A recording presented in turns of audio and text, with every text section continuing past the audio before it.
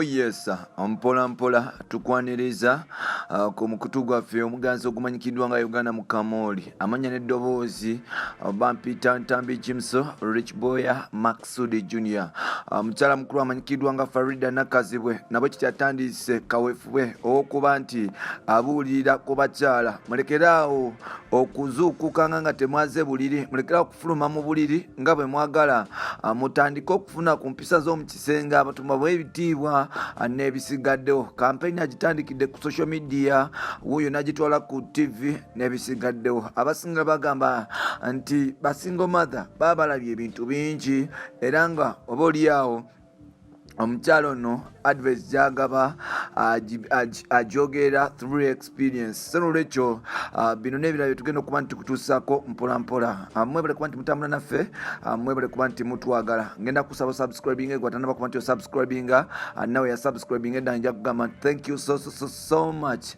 mukyala mukulu ng'akola ku NTV ne Spark TV omukyalo ono bamuyita Faridah Nakazibwe emyaka 36 egy'obukulu gy'alina era ng'omukyalo ono munnamawulire omukukutivu. She's the one of the most respected media personality in Uganda and abasinga bamuyita ne Oprah Winfrey wa Uganda. Omukyalo ono alina kaweefube kampeyini okubulirira abakyala gw'atandise okuba nti akola.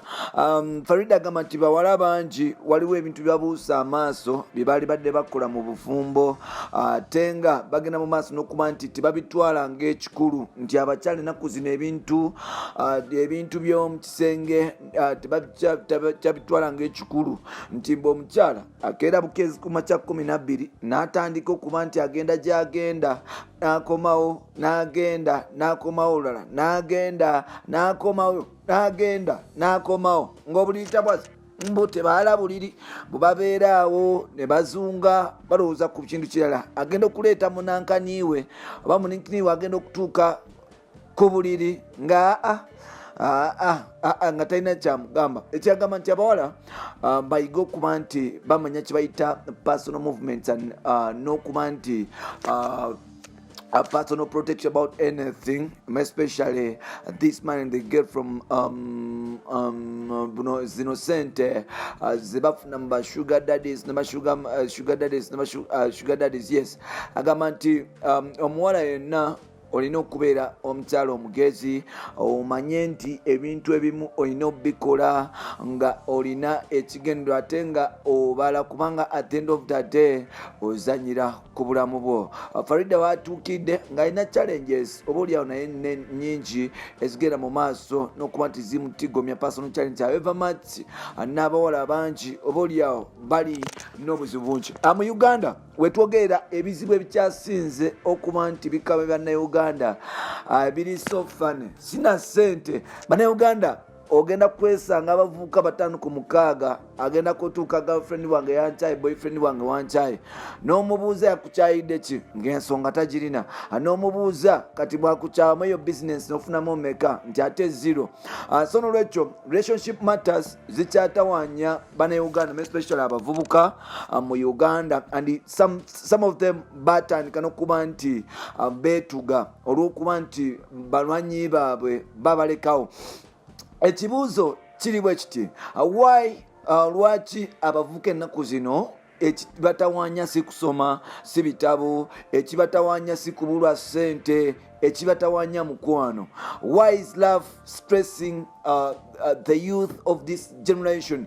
Oliwaddemu okuba nti ompa opinion yo mu comment section yawo because bwetunulira ebiseera ebisinga obungi buli omu ajja mu inbox yo ng'aze kusaba nakwebuuzaako about their relationship and it is the reason that's why ne Faridah Nakazibwe agenda mu maaso n'okuba nti oba oliawo abuulirira abakyala especially abawala ebiseera ebisinga bali mu relationship oba oliawo ezibavuga oba nga bevuga speed.